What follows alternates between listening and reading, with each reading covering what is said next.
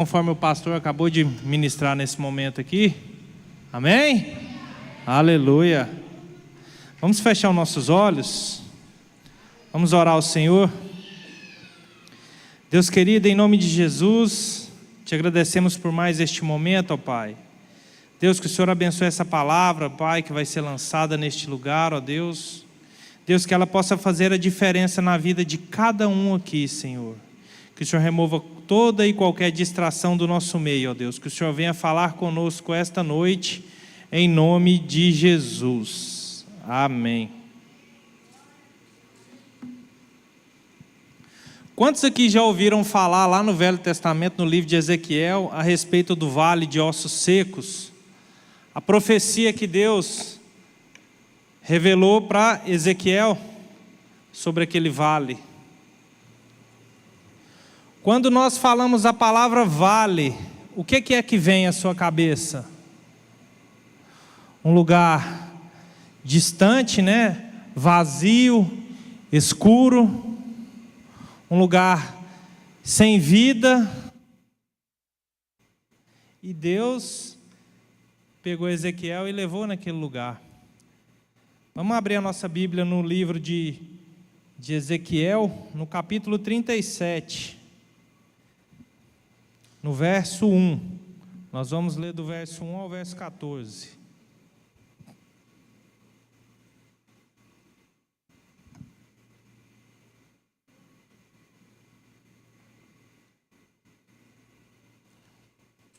Eu vou ler no telão, porque minha Bíblia ela é um pouco diferente a linguagem. Então fala assim, Ezequiel 37, no verso 1. A mão do Senhor estava sobre mim, e por seu espírito ele me levou a um vale cheio de ossos. Ele me levou de um lado para outro, e pude ver que era enorme o número de ossos no vale, e que os ossos estavam muito secos. Ele me perguntou: Filho do homem, estes ossos poderão tornar a viver? Eu respondi: Ó soberano Senhor, só tu o sabes. Então ele me disse: Profetize a estes ossos e diga-lhes: ossos secos, ouçam a palavra do Senhor. Assim diz o soberano, o Senhor: a estes ossos farei um espírito entrar em vocês e vocês terão vida. Porei tendões em vocês e farei aparecer carne sobre vocês e os cobrirei com pele. Porei um espírito em vocês e vocês terão vida. Então vocês saberão que eu sou o Senhor. E eu profetizei conforme a ordem recebida. Enquanto profetizava, houve um barulho, um som de chocalho e os ossos se juntaram, ossos com osso. Olhei e os ossos foram cobertos de tendões e de carne, e depois de pele, mas não havia espírito neles. A seguir ele me disse: Profetize ao espírito, profetize, filho do homem, e diga-lhe: assim diz o soberano, o Senhor, venha desde os quatro cantos ventos, ó Espírito, e sopre dentro desses mortos para que vivam. Profetizei conforme a ordem recebida, e o Espírito entrou neles, e eles receberam vida e se puseram em pé. Era um exército enorme. Então ele me disse: Filho do homem, esses ossos são toda a nação de Israel. Eles dizem: nossos ossos se secaram, e a nossa esperança desvaneceu-se. Fomos exterminados. Por isso profetize e diga-lhes: assim diz o soberano, o Senhor: ó meu povo, vou abrir os seus túmulos e fazê-los sair. Trarei vocês de volta à terra de Israel. E quando eu abrir os seus túmulos e os fizer sair, vocês, meu povo, saberão que eu sou o Senhor. Porei o meu espírito em vocês e vocês viverão, e eu os estabelecerei em sua própria terra. Então vocês saberão que eu, o Senhor, falei e fiz. Palavra do Senhor. Amém? Então, nesse estudo que nós vamos fazer aqui esta noite, nós vamos falar primeiro sobre esse contexto a respeito do Vale dos Ossos Secos. O que seria um vale, né? O vale citado é uma espécie de cemitério, onde enterravam as pessoas, né? Então, esse vale, ele tinha vários ossos naquele lugar. E todos aqueles ossos que estavam ali naquele lugar representavam o povo de Israel. O Senhor pegou Ezequiel e levou ele em espírito. E Deus faz uma pergunta a Ezequiel. Coloca aí no 37, no verso 3, por favor. Ele me perguntou: filho do homem, estes ossos poderão tornar a viver? Então o Senhor perguntou para Ezequiel se ele acreditava que aqueles ossos poderiam voltar a ter vida. E o que ele respondeu? Ó soberano Senhor, só tu o sabes. Então, naquele momento, eu acredito que Deus estava provando a fé de Ezequiel. Quando ele questionou Ezequiel se aqueles ossos poderiam voltar a viver. E Ezequiel, ele não titubeou na resposta. Ele disse: Senhor, tu sabes que se o Senhor quiser, eles vivam, né? Depois que ele recebeu essa ordem de Deus, no verso 4, vamos ler do 4 até o 6. Então ele me disse: profetize a estes ossos e diga-lhes: ossos secos, ouçam a palavra do Senhor. Verso 5. Assim diz o soberano, o Senhor: a estes ossos farei um espírito entrar nele. E aqui o que a gente observa aqui? Quando a gente vê a palavra espírito, quando Deus está falando com Ezequiel, a gente vê o espírito, ele escrito sem a letra maiúscula, que ele queria colocar o espírito do homem sobre aqueles ossos, tá? Um espírito entrar em vocês e vocês terão vida. Porei tendões em vocês e farei aparecer carne sobre carne, vocês e os cobrirei com pele. Porei um espírito em vocês e vocês terão vida. Então vocês saberão que eu sou o Senhor. Naquele momento Deus falava com Ezequiel que ele profetizasse sobre aqueles ossos. Que cada palavra que o Senhor ministrava sobre a vida de Ezequiel ali naquele lugar e que ele declarava através da direção do Senhor, as coisas começavam a acontecer. Imagina vocês estarem num cemitério, meio mundo de osso enterrado ali,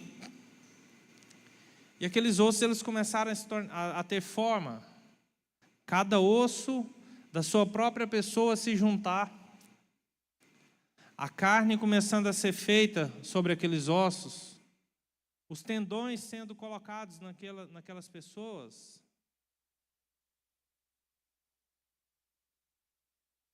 Porém, esses corpos ainda, eles estavam sem vida. O Senhor colocou naquele lugar Ezequiel e pediu para que ele declarasse que aqueles ossos se ajuntassem, que criassem carne, tendões, pele. Só que em momento nenhum aqueles ossos ainda, eles tinham vida. E o Senhor pediu para que ele declarasse que o espírito de vida viesse sobre aquelas pessoas. E aqueles ossos representavam o quê? Toda a Israel.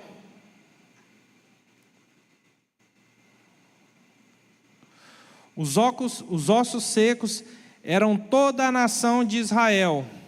Eram dois reinos, os reinos do norte e do sul. Coloca aí no verso 11, por favor.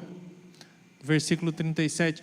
Então ele me disse: filho do homem, estes ossos são toda a nação de Israel. Eles dizem: nossos ossos se secaram e nossa esperança desvaneceu-se, fomos exterminados.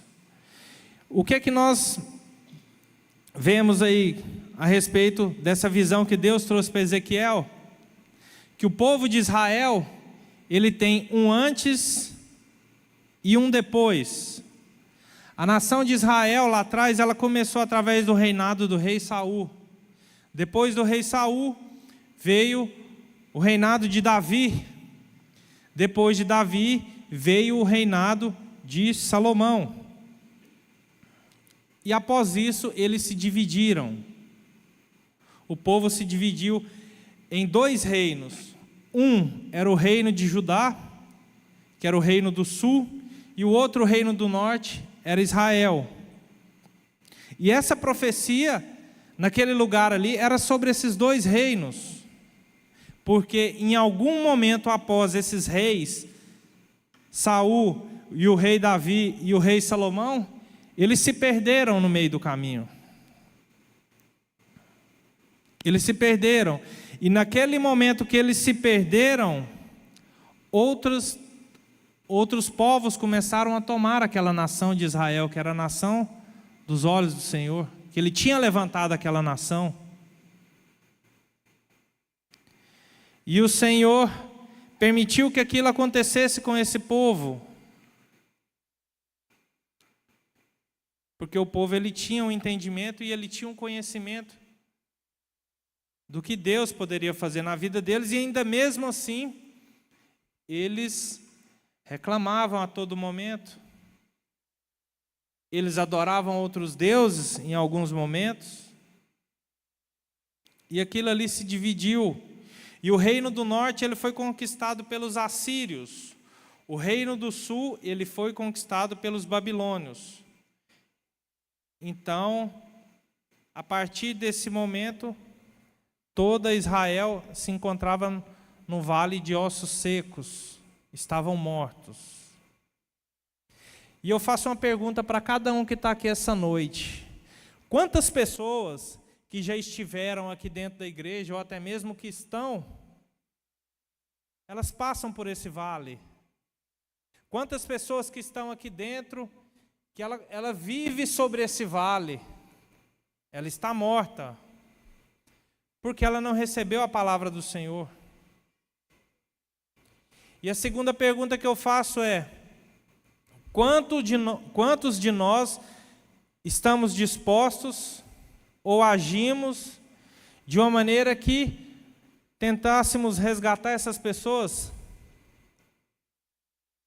para trazer para dentro da igreja, para falar para elas: ó, Jesus te ama, Ele está te esperando. Assim como o pastor ministrou na vida de um jovem que teve aqui uma vez, né, que se desviou, o Pai te espera. Quantas vezes nós fazemos isso?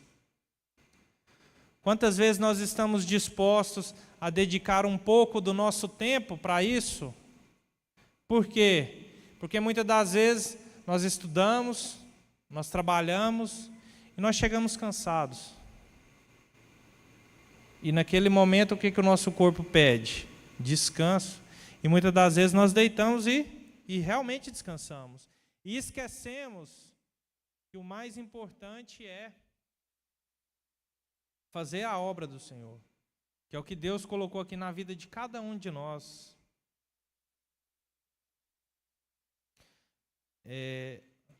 O povo se sentia destruído, sem esperança, sem vida, assim como os ossos em um cemitério. Então esse povo, ele estava morto.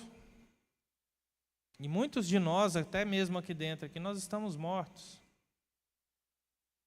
espiritualmente falando.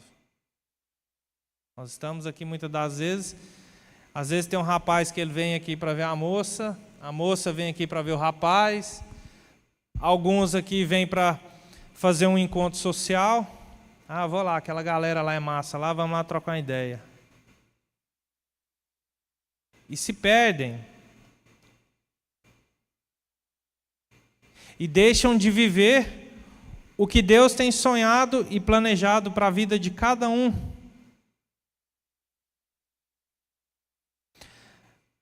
No verso 14,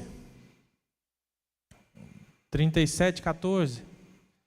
Porém o meu espírito em vocês. Agora nós vemos aqui, ó, o espírito ele está em letra maiúscula, porque o espírito do Senhor ele está sendo colocado sobre aqueles ossos. Até o momento aqueles ossos tinham recebido o espírito, a carne, os tendões, mas eles estavam sepultados dentro da cova. E a partir do momento que o Senhor diz: porei o meu espírito em vocês, e vocês viverão, e eu os estabelecerei em sua própria terra, então vocês saberão que eu, o Senhor, falei e fiz. Palavra do Senhor. E o Senhor, Ele quer colocar esse espírito em algum de nós que estamos perdidos, em algumas pessoas que pensam que não tem força para voltar, por às vezes coisas que tem lá no mundo que agradam a sua carne, que satisfazem os seus prazeres. E a luta ela é grande. A luta ela é grande. Porque o diabo ele veio para roubar, para matar e para destruir. E o diabo ele se levanta contra aqueles do Senhor. O diabo ele se levanta querendo tirar os filhos do Senhor, aquela nação que era prometida. Ele se levanta. E quando nós não permanecemos firmes no propósito daquilo que Deus tem para as nossas vidas, nós somos seduzidos pelos manjares e pelos prazeres. E nós deixamos com que a nossa carne, ela sobressaia sobre o nosso espírito, porque nós estamos vazios. Nós não conseguimos mais sentir a presença do Senhor, nós não conseguimos mais ter aquela intimidade que nós tínhamos com Deus. E eu falando de intimidade, eu me lembro muito bem que eu me batizei aos 12 anos de idade. E no meio do caminho da minha adolescência, eu me desviei, né?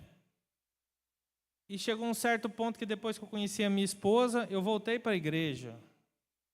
E algumas coisas bem interessantes começaram a acontecer na minha vida, experiências com o Senhor. E eu me lembro muito bem que tinha um pastor, ele era da Assembleia de Deus. E um dia nós fomos num culto da Assembleia para ver esse pastor pregar. Todo mundo falava muito bem dele. Ah, vocês têm que ver que Deus usa muito ele e tal, não sei o que. Eu falei, vamos lá. E aí teve um momento lá que ele perguntou para o pessoal assim, vocês acreditam que Deus pode colocar dente de ouro em vocês? Eu pensei, pronto, agora eu pego esse cara. Eu tinha acabado de voltar para a igreja, né? Falei, deixa eu ver se isso é mentira ou não. E aí tal, e orou e ministrou. E começou a chamar as pessoas. Ah, eu tinha um buraco num dente aqui, não sei o que e tal. Aí um tio da minha esposa, que era pastor dessa igreja também, né? Ele falou assim, olha, aquele ali é dentista. Falei, pronto, é agora. E me chamaram lá na frente. Aí já estava aquela fila de irmãos assim, né? Todo mundo com dente de ouro. Falei, Cheguei, olhei e falei, não, não, não, não e não. Espírito de enganação. Não tinha dente de ouro. E muitas das vezes as pessoas elas se deixam ser seduzidas por coisas que falam lá de fora. E elas acreditam, o fulano fala isso. E são aquelas pessoas que vão atrás de revelação, de pastores, né? Isso tem demais. E aí voltando, né? Eu me lembro que a partir daí eu comecei a voltar para a igreja, a me firmar. Comecei a ter experiências com Deus. E por coincidência ou não, eu virei amigo desse pastor. Ele me chamou para ir em outras igrejas com ele e tal. Pegava o violãozinho, fazia um som lá. E em muitos momentos que ele ministrava, Deus trazia revelação na minha mente das coisas que estavam acontecendo ali naquele lugar. Eu me lembro muito bem lá em Goiânia, numa avenida muito movimentada lá, tem uma igreja da Assembleia de Deus também. grande. Eu fechei os olhos, a gente orando, e Deus me mostrou duas pessoas ali. Me mostrou a roupa, me mostrou o cabelo e me mostrou quem era. E assim que terminou o culto, aquilo ali começou a me incomodar. Eu falei assim, Senhor, o que o Senhor quis falar para mim? O que o Senhor quis me mostrar? E eu me lembro que acabou o culto, e eu falei, eu vou procurar essas pessoas. E eu procurei. Aí estava lá no canto um irmão lá, com a camisa floral, do jeito que eu tinha visto, e uma outra irmã do outro lado. Aí, Júnior, eu olhei para eles, e ele estava chorando, e tinha duas pessoas ao redor dele. E eu falei para ele assim, eu não sei o que Deus tem para a sua vida, mas Ele me mostrou você e a gente precisa orar. E tal. Chamei o pastor lá, falei, pastor, a gente precisa orar por ele. E a gente orou. E ele se manifestou. Ele ficou endemoniado. E depois disso, eu fiquei sabendo que aquele rapaz, ele estava tentando se libertar do homossexualismo há muitos anos. E aquilo mexeu muito comigo, porque eu tive uma experiência com Deus naquele lugar. E depois a moça, eu sei que ela passou por problemas de saúde, se eu não me engano, ela estava com câncer e estava em tratamento. Então, esse é o grau de intimidade que eu quero ter com Deus, que nós devemos ter com o Senhor. É claro que muitas das vezes, cada um vai ter um dom numa área diferente, cada um vai ser ministrado de uma maneira diferente, né? Mas Deus, Ele quer usar cada um. Ele quer usar você para que você entre dentro daquele vale de ossos secos e que você profetize sobre aqueles ossos, para que aqueles ossos eles começam a se juntar, para que aqueles ossos eles começam a se criar tendões e carnes, para que o Espírito do Senhor venha sobre a vida de cada um daqueles ossos e tragam a vida sobre eles. Muitas pessoas estão lá de fora, elas estão mortas espiritualmente. Eu não sei vocês se já tiveram essa mesma experiência de se desviar dos caminhos do Senhor. Eu tive. E quantas foram as vezes que eu chegava na minha cama, eu deitava e Deus falava comigo. Eu me lembro de outra vez que aconteceu comigo no meu último ano de faculdade. Estava tendo umas provas lá e depois dessas provas ia ser só palestra na faculdade. E eu me lembro que eu terminei essa prova, era 9 horas da manhã. E aí, tinha uns amigos, vamos fazer um churrasco ali? Vamos embora. E eram eu e mais 6, nós éramos 7. E nós fomos para aquele lugar, compramos carne, compramos bebida e começamos. Às 11 horas da noite, 7 pessoas já tinham tomado 4 caixas de cerveja. E eu vou falar para vocês, eu não ficava bêbado, eu ficava transtornado. E eu não tenho orgulho nenhum de falar disso não, eu tenho vergonha. Mas o orgulho que eu tenho é do que Deus fez na minha vida. E eu me lembro que nós fomos para uma festa, eu todo mulambento, todo mal vestido, uma chinela velha, esquisita. E aí voltamos dessa festa, a hora que eu cheguei na minha casa, eu coloquei a cabeça no travesseiro, eu falei assim, o demônio está dentro daquela casa, e eu não volto para aquele lugar nunca mais. Esses tipos de experiências são coisas que acontecem no dia a dia na vida de várias pessoas, que não têm raízes, pessoas vazias, pessoas que não têm um alvo e que não têm um foco. E eu tive nesse caminho por muito tempo. Só que Deus ele me tirou lá do fundo. E quantas pessoas que nós conhecemos estão nessa vai e volta, vai e volta, vai e volta. Às vezes eu paro, eu olho aqui dentro da igreja, eu fico pensando assim, uai, cadê o fulano que estava aqui? Nossa, ele mexia aqui na sonoplastia, fazia isso, isso e isso. Cadê ele? E eu vou procurar saber, não, você desviou, não é a primeira vez, não, vai e volta. Por que que isso acontece? Porque nós não criamos raízes. Porque nós permitimos com que a força da carne ela sobressaia sobre o nosso espírito. Porque nós não temos conhecimento. E aquela alegria ela é momentânea. E essa semana passada eu fiquei encabulado de quantos jovens que morreram aqui na cidade. Misericórdia. Um deles era paciente meu. Ele morreu de uma síndrome, né?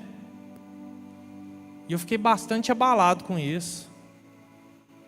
Aí depois, no outro dia, já teve um outro irmão que já foi aqui da igreja, que morreu num acidente.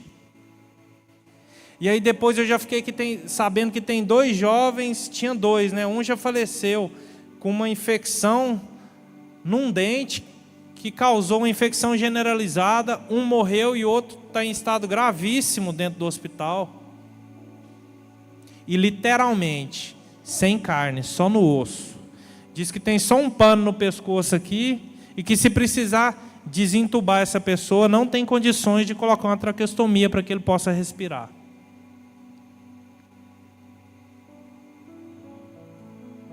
E muitas das vezes nós pagamos para ver as coisas acontecer. Não que nós sejamos isentos a isso. Mas nós pagamos por quê? Porque nós não damos oportunidade para que o Espírito ele venha falar nos nossos corações. E muitas das vezes não tem tempo de se arrepender. E eu acredito que não existe tristeza maior na vida de uma pessoa do que no momento final o pai virar para ele e falar assim: quem é você? Eu não te conheço.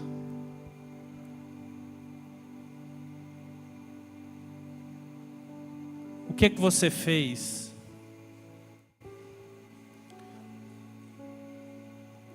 O que você tem dado para mim?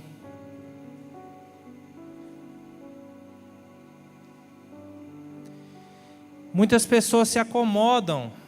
Eu estava falando um dia para um discípulo meu, eu falei assim, tem tanto tempo que você está na igreja, o que você já procurou para fazer dentro da igreja? Que você fica nesses problemas seus, vai, volta, vai e volta, vai e volta. O que você tem feito para mudar a sua vida, a sua realidade? Ninguém vai chegar na porta da sua casa e vai bater atrás de você, não. Porque você é uma pessoa que você já conhece a palavra de Deus.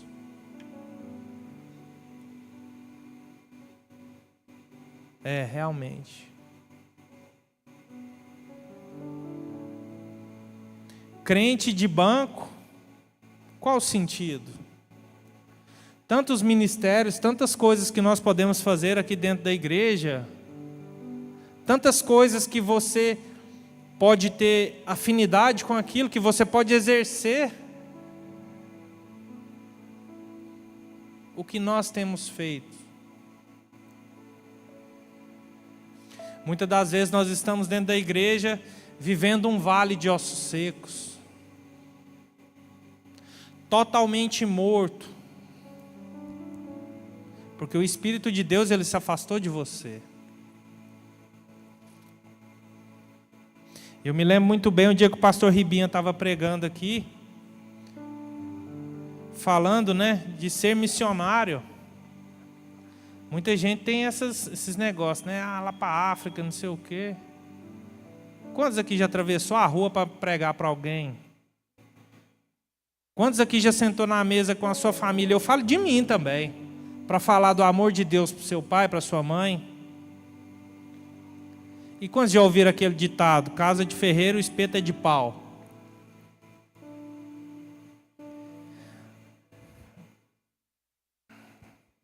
Nós não temos a capacidade de abrir a nossa boca para falar do amor de Deus.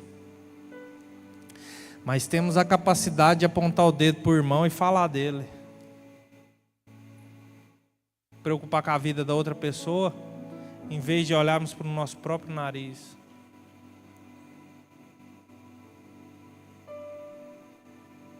Só que Deus, Ele quer trazer uma transformação nas nossas vidas, na sua vida.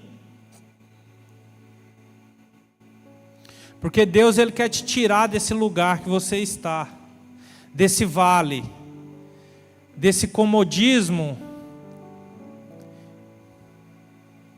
Deus quer te tirar de todas as aflições que você tem vivido, de tudo aquilo que você tem enfrentado. Deus fala para você: me dá seu fardo que eu carrego e deixa comigo. Só que muitas das vezes nós não acreditamos. Por que nós não acreditamos? Porque nós não pedimos, nós não falamos, nós não oramos, nós não temos intimidade com Deus. E às vezes a gente olha para o nosso irmão do lado e vê as coisas acontecendo na vida dele. Você vê uma pessoa que não tinha nada, começa a prosperar, começa a trabalhar, começa a crescer dentro da igreja. E você olha para você: poxa, tem tantos anos que eu estou na igreja, olha como que está a minha vida. Por que a vida do crente é mais difícil? Realmente, a vida do crente ela é difícil porque o diabo ele levanta contra a vida dele a todo momento. Só que toda vez que o diabo ele levanta contra a vida do crente, e ele está alicerçado na palavra e debaixo da autoridade de Deus, ele sai. E a partir do momento que ele encontrou uma brecha na sua vida, ele vai entrar. E talvez você não consiga tirar ele. Quantas vezes você, andando na rua aí, ou sentado, comendo em algum lugar, chega um bêbado, e esse bêbado ele começa a pregar para você, começa a falar da Bíblia, e às vezes a gente fica até meio com vergonha, fala assim: poxa, esse cara bêbado, ele sabe tanta coisa, e eu não sei um versículo. Só que o diabo ele usa essas pessoas, e o diabo ele envergonha. E essas pessoas elas começam a confrontar e debater com você.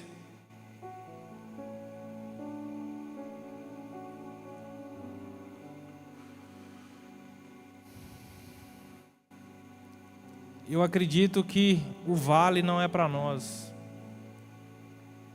Eu acredito que o mesmo Deus daquela época, que levou Ezequiel para aquele lugar, Ele quer vir sobre a sua vida esta noite.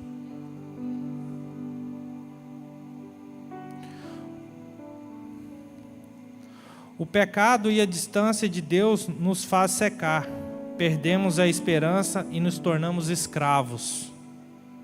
Mas Deus é misericordioso, de um coração arrependido, Ele pode transformar até mesmo um vale de ossos secos, sem vida, sem esperança, em algo cheio de vida, de bênçãos.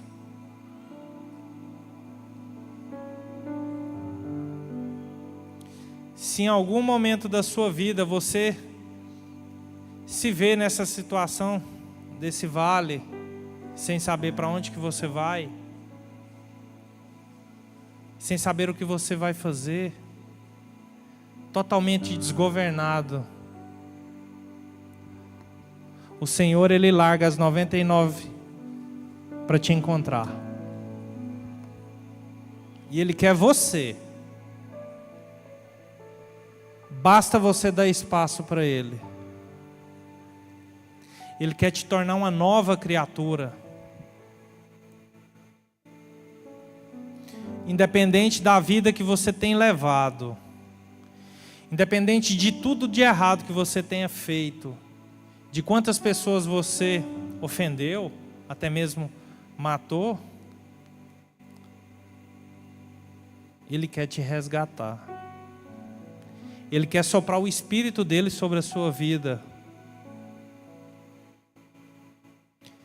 Ele quer derramar o seu Espírito sobre você, assim como Ele fez com aquele povo de Israel.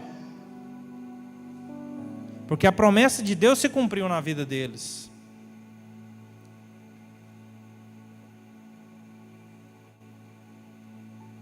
Deus não é filho do homem para que minta.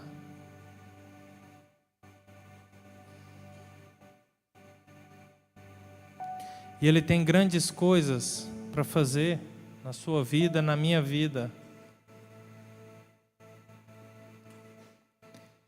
Se Deus pode retomar a vida em um cemitério cheio de ossos secos e destruídos, se Deus pode restaurar a esperança de ossos sem vidas, o que seria tão difícil que Deus não possa fazer na vida das pessoas e na sua vida?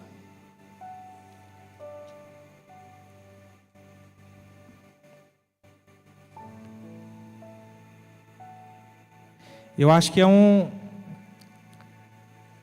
uma parte da Bíblia que eu acredito que ela fala com muitas pessoas a respeito desse vale, que é bem estranho, né? Aquela visão que Deus deu para Ezequiel.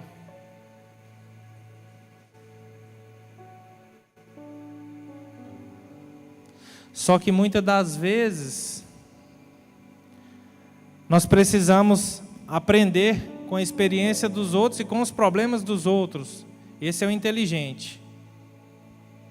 E muitas das vezes nós pagamos e nós fazemos o nosso erro e a dor ela é muito maior. E o ditado que dizem aí, ele é totalmente verdadeiro. Se você não vem a Deus por amor, você vem pela dor. E eu espero que muitos aqui não venha pela dor. Porque quando Deus permite as coisas acontecer na sua vida, o diabo ele vem para te estraçalhar.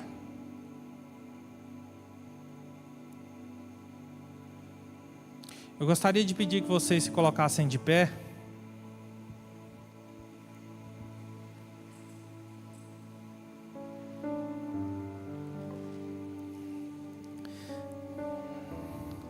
Nós vamos ministrar uma canção.